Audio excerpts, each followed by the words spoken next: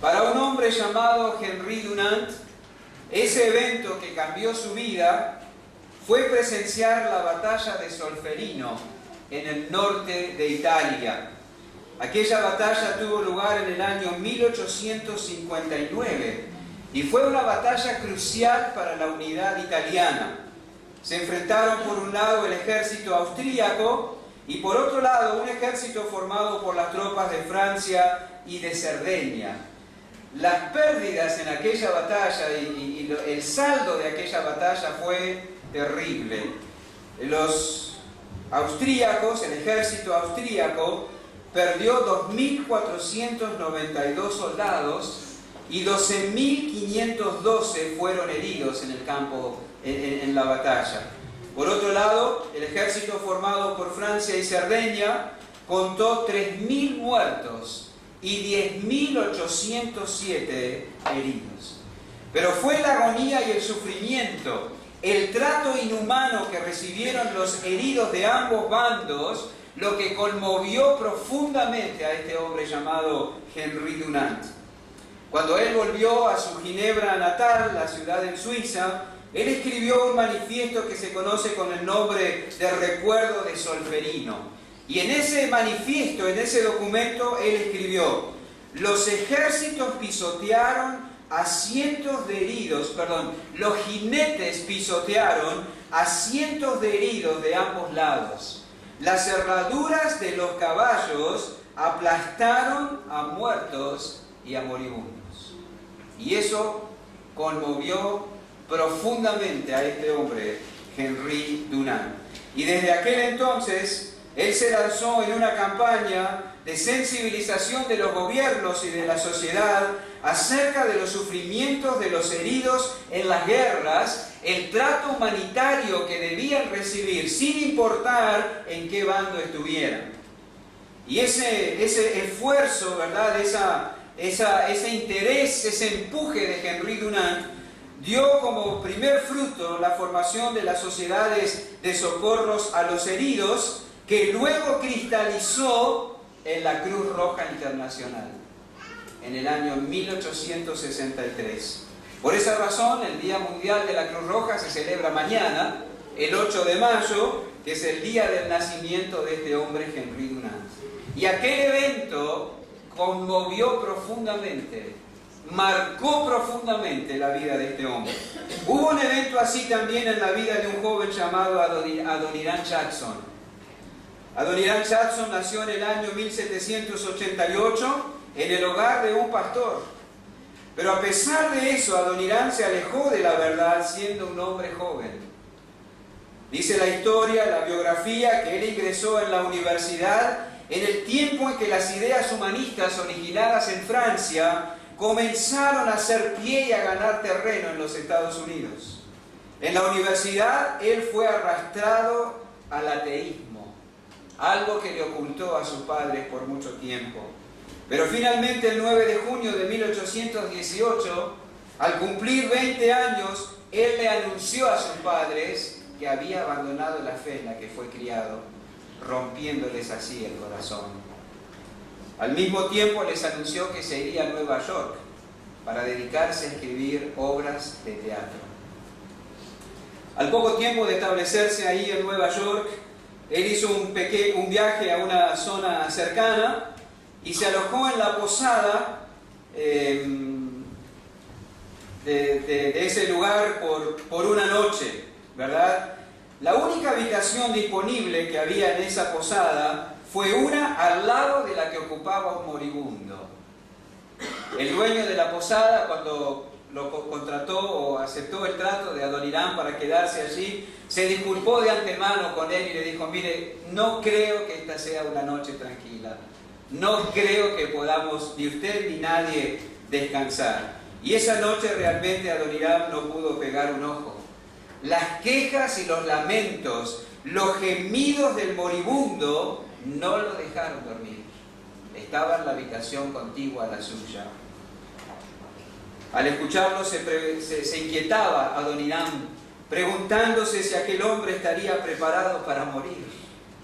Y de repente se dijo a sí mismo: ¿y yo estoy preparado para morir? Se avergonzaba pensando cómo un libre pensador, que era lo que él pensaba, valga la repetición del término, de sí mismo, podía preocuparse por eso. ¿Qué pensarían de él sus compañeros anteriores en la universidad? Si supieran que estaba tan inquieto por el asunto del alma y de la eternidad y la muerte, ¿verdad? Especialmente Jacob, el que tanto había influido sobre él para sacarlo de la fe y arrastrarlo al ateísmo. A la mañana siguiente supo que el hombre que estaba al lado suyo había muerto. Y le preguntó al dueño de la posada si sabían quién era. Y dijo, sí, sabemos quién era. Se llamaba Jacob Eames, el que lo había arrastrado al ateísmo. Había muerto en un absoluto estado de desesperación. El ateísmo no le había dado nada a la hora de la muerte. Murió entre quejas y gemidos. El morir sin Dios, al morir sin Dios, no tuvo nada que lo sostuviera ante la muerte. Vivir sin Dios era morir en desesperación. Y aquello lo marcó profundamente. En vez de seguir por su derrotero errante, Adoniram volvió a su casa, buscó el perdón de sus padres y dedicó su vida al servicio de su Salvador. Y lo que Dios hizo a través de este hombre en la tierra de Birmania todavía anima y alienta a muchos misioneros y anima a otros a ir al campo misionero. Eventos que marcan profundamente la vida de las personas. Y teniendo en cuenta eso, ¿no es increíble lo que leemos en Juan capítulo 21? Hemos estado recorriendo cada primer domingo de mes los capítulos 18 al 20 de este Evangelio. Hemos visto al Señor entregado cobardemente a sus enemigos. Hemos visto al Señor enjuiciado en una forma ilícita y fraudulenta. Hemos visto al Señor condenado a la muerte más cruel y vergonzosa a la que una persona pueda ser sujeta. Hemos visto al Señor padeciendo sobre aquella cruz mientras cargaba el pecado del mundo y el abandono del Padre. Hemos visto al Señor recibiendo sepultura, su cuerpo ya muerto, de manos amorosas y amigas. Hemos visto al Señor levantándose triunfante de entre los muertos. Hemos visto al Señor buscando a los suyos para confirmarlos en la fe. Y a continuación de eso, vemos a sus discípulos pescando. Dice así: después de esto, Jesús se manifestó otra vez a sus discípulos junto al mar de Tiberias y se manifestó de esta manera.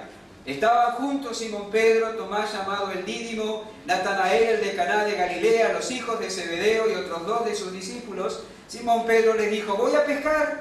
Ellos le dijeron: vamos nosotros también contigo. Fueron y entraron en una barca.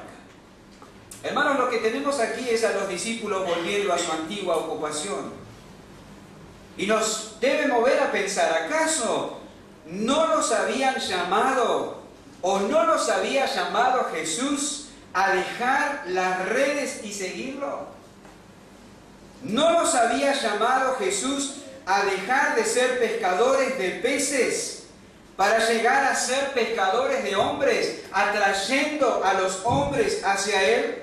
Luego de la resurrección, luego de ese evento tan trascendente, glorioso, inesperado, maravilloso, ¿no se le ocurrió nada mejor que volver a pescar? Casi no lo podemos creer. Voy a pescar, dijo Pedro. Y todos fueron detrás de él. Vamos a prestar atención a este capítulo, donde se registran tres incidentes, el primero de los cuales es la experiencia de los discípulos de Jesús pescando en el mar de Galilea. El segundo es el desayuno ofrecido por Jesús a sus discípulos en la orilla del mar. Y el tercero es el anuncio de Jesús acerca de la muerte de Pedro. Hoy vamos a prestar atención solamente al primero, la experiencia de los discípulos de Jesús pescando en el mar de Galilea. Y hay dos cosas que se destacan de ese incidente. Primero, que ese incidente, ese momento de pesca, ese volver a sus ocupaciones anteriores, tuvo su origen en una sugerencia desafortunada. ¿Vieron que esa es una palabra muy usada hoy en día? Alguien sale a los medios, dice cualquier cosa, miente, habla mal de otros y después sale a pedir perdón y dice, bueno, fue una expresión desafortunada. Aquí tenemos una experiencia que tuvo su origen en una sugerencia desafortunada, ¿verdad? Resumiendo, lo que vemos aquí es a los discípulos de Jesús volviendo a la ocupación que el Señor los había llamado a dejar. Fue junto a este mar donde los encontró por primera vez a varios de ellos y los llamó a seguirle. Ustedes pueden ir conmigo al Evangelio de Mateo, el capítulo 4, el versículo 18. El Evangelio de Mateo, unas páginas a la izquierda en su Biblia, el capítulo 4, versículo 18, leemos así: Andando Jesús junto al mar de Galilea, vio a dos hermanos, Simón llamado Pedro y Andrés su hermano, que echaban la red en el mar, porque eran pescadores. Y les dijo, venid en pos de mí, y os haré pescadores de hombres. Ellos entonces, dejando al instante las redes, le siguieron. Pasando de allí, vio a otros dos hermanos, Jacobo hijo de Zebedeo y Juan su hermano, en la barca con Zebedeo su padre, que remendaban sus redes, y los llamó. Y ellos, dejando al instante la barca y a su padre, le siguieron. Fue junto a este mar que 3 años antes el Señor los había llamado a seguirle. Y casi que estamos como al comienzo. Están otra vez en el mar de Galilea, pescando en medio del mar en una barca. Y todo lo que habían visto y oído de Él durante los años que anduvieron con Él, y el hecho de que había resucitado, ¿no es lógico que esperemos verles haciendo otra cosa luego de este evento tan maravilloso? El Señor los había llamado a pescar hombres. Y ahora que Él había resucitado, ¿no tomaba ese llamamiento una nueva fuerza? ¿No tomaba ese llamamiento una nueva validez? ¿Qué hacían pescando peces? Si Él los había llamado a dedicarse a las cosas eternas y del alma, ¿qué hacían entretenidos entre las cosas pasajeras y del cuerpo? Pescando para comer. ¿Por qué no nos sorprende que haya sido Pedro el que tomó la iniciativa, no? Realmente no nos sorprende, es un comportamiento esperable en él. Él, con su empuje, con su capacidad de imponerse, los había arrastrado a esa actividad. ¿Por qué no usó Pedro esas capacidades para llevarlos a ellos en otra dirección? Quizás a reflexionar, a orar, a esperar, a comentar con otros lo que había sucedido. A pesar de todo eso, tenemos que hacer algunas aclaraciones en este punto. En cierta manera, ellos estaban haciendo lo correcto porque Jesús les había ordenado ir a Galilea y esperarlo allí. Y eso es lo que ellos habían hecho.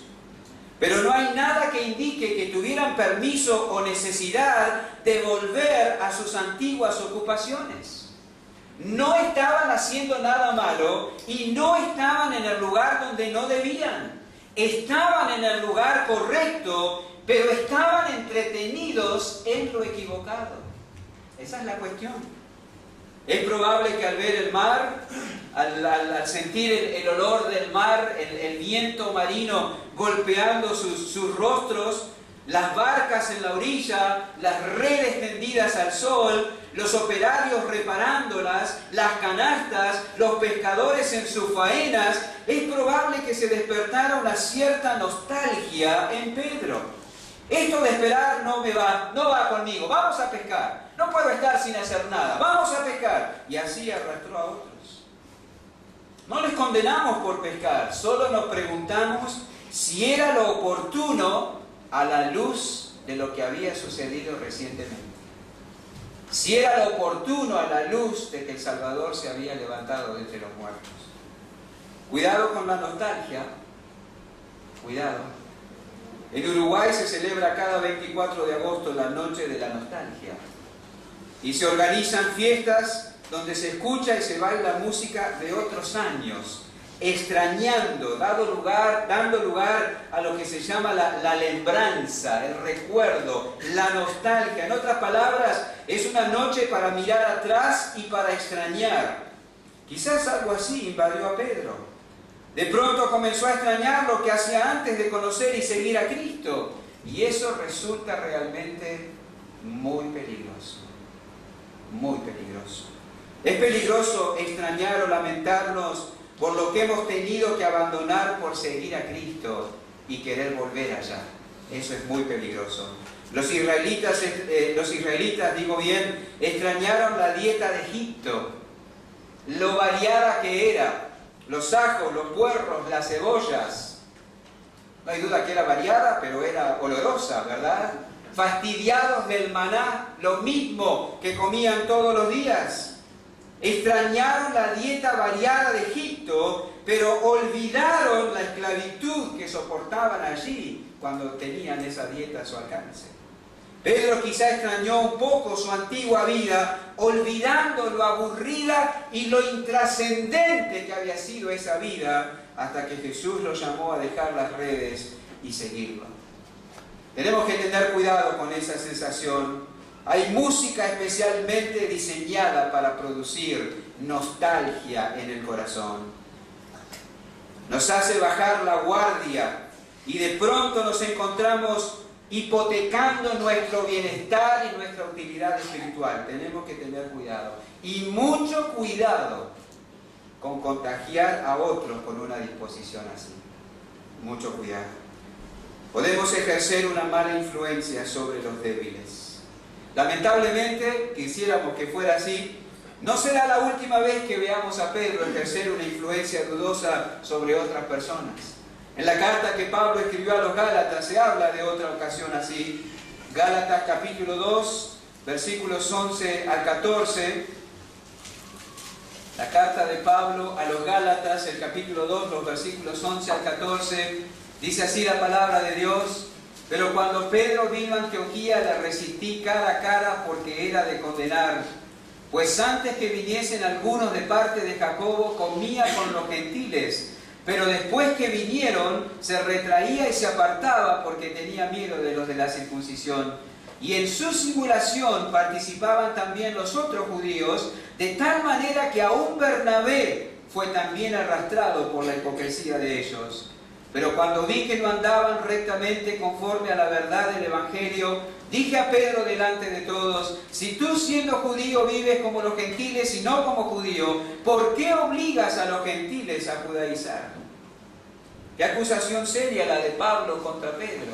La leemos en el versículo 14. No andaba rectamente conforme a la verdad del Evangelio. Y en ese no andar rectamente conforme a la verdad del Evangelio fue arrastrado también Bernabé, el bueno de Bernabé, el hijo de consolación, el compañero de Pablo en el inicio de la obra misionera, el mentor de Juan Marcos, fue arrastrado en la hipocresía.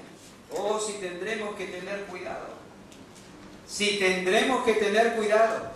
¿Debían ellos estar entretenidos en eso cuando Jesús el Cristo había resucitado? ¿No había sido una decisión pésima volver a pecar y arrastrar a los demás en ese uso del tiempo? Hermanos, no podemos andar por la vida entretenidos en lo intrascendente y animando y empujando a otros hacia lo intrascendente. El vivir para lo intrascendente, déjalo para los que viven y adoran a ídolos fabricados por el corazón del hombre. Pero tú que confías y dices conocer al resucitado, debes vivir para lo eterno, para lo trascendente y animar a otros en esa dirección. Tenemos el problema, y no lo podemos negar, que lo menos importante tiene más peso sobre nuestra conciencia a lo largo del día que lo más importante. Trabajar, administrar bien el dinero, sustentar la familia, alimentar y cuidar de los hijos, atender la salud, pagar las cuentas, recordar cumpleaños y aniversarios, visitar a los padres, asistir a la iglesia. Pero ¿qué de lo que va por debajo de eso? Un hombre pasó por una cantera donde había operarios sacando piedras y preparándolas para la construcción. Y le preguntó a uno de ellos, ¿qué estás haciendo? Y le dice, ¿qué voy a estar haciendo? Me estoy ganando el pan. Se acercó a un segundo que tenía una masa en la mano y dijo, ¿qué estás haciendo? Yo estoy tallando una piedra.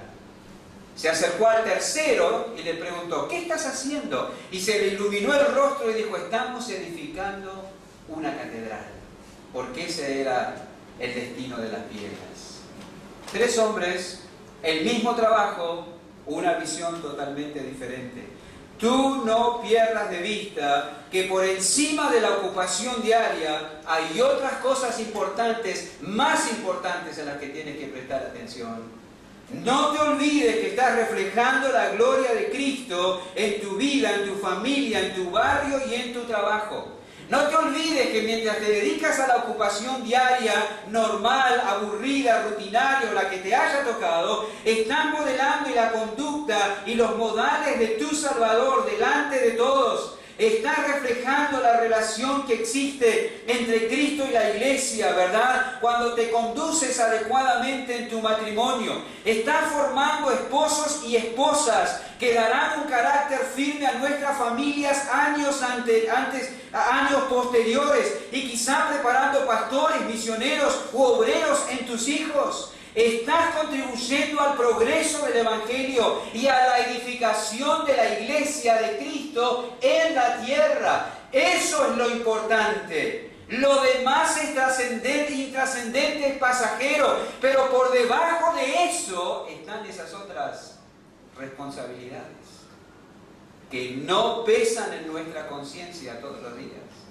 que no nos acordamos y nos entretenemos en la pesca cuando debiéramos estar haciendo otra cosa.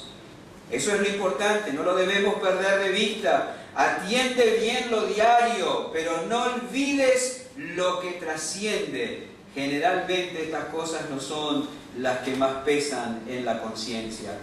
Nos ruge el estómago, llega la factura de la luz, el chico trae malas calificaciones del colegio, un hermano me mira mal, mi jefe cometió una injusticia, el vecino pone la música demasiado fuerte y chao conciencia de lo importante. Chao conciencia de lo trascendente. Chao conciencia de lo eterno. Chao conciencia de lo que estamos haciendo a largo plazo y para la eternidad. Velemos sobre esa actitud y cuidemos nuestra influencia sobre otros. Hay hombres mal aconsejados por otros hombres que presumen ser creyentes y mujeres mal aconsejadas por otras mujeres que presumen ser creyentes. ¡Cuidado! No empujemos en la dirección equivocada a otras personas. Lo espiritual, lo eterno, lo correcto, lo bíblico es primero, no lo conveniente o lo aceptado por la sociedad. Esta experiencia de los discípulos en el mar de Galilea tuvo su origen en una sugerencia desafortunada. Era el pescar que debían ocuparse luego de que el Señor había resucitado. Y en segundo lugar, hablando de esta experiencia en Juan capítulo 21, tomamos nota de que tuvo como resultado una noche frustrante. Tuvo como origen una sugerencia desafortunada, pero tuvo como resultado una noche frustrante. El versículo 3 al final dice, y aquella noche no pescaron nada. No pescaron nada. ¿Y cómo debe haberles pesado aquella inversión de tiempo y energía que no dio ningún resultado? No pescaron nada, nada. Pero en esa frustración, hermanos queridos, hay una evidencia de la bondad de Dios. Hay una evidencia de la bondad de Dios. ¿Por qué? Porque la frustración en la consecución de nuestras metas y propósitos personales abre la puerta a la reflexión. Debe abrir la puerta a la reflexión. Si no hubiera habido frustración, ellos hubieran podido jactarse de que el desayuno había sido provisto por ellos, Y quizá nos hubiera animado a querer seguir pescando. Tuvimos resultado, vamos a seguir. Cuando algo que no está mal, pero no es lo que Dios dice, sale bien, podemos hacernos fuertes en eso y alejarnos de lo conveniente y excelente. Cuando algo que no está mal, pero no es lo que Dios dice que debemos hacer, sale bien, podemos hacernos fuertes en eso y alejarnos de lo conveniente y excelente. Fíjense, aquella frustración lo llevó a la playa, a sentarse junto al fuego y a disfrutar de aquel desayuno con otra actitud. Ni aún pescar, que era lo que sabían hacer, podían hacer bien sin la ayuda del Señor Jesús.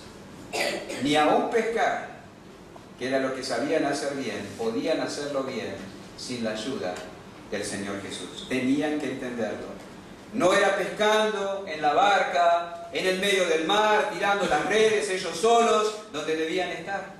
Antes de conocer al resucitado, así sí, podían dedicarse a eso. Pero ahora que conocían al resucitado, les convenía estar tranquilos y quietos en torno al fuego, con Jesús, disfrutando de lo preparado por Él y recibiendo dirección del que era su Señor.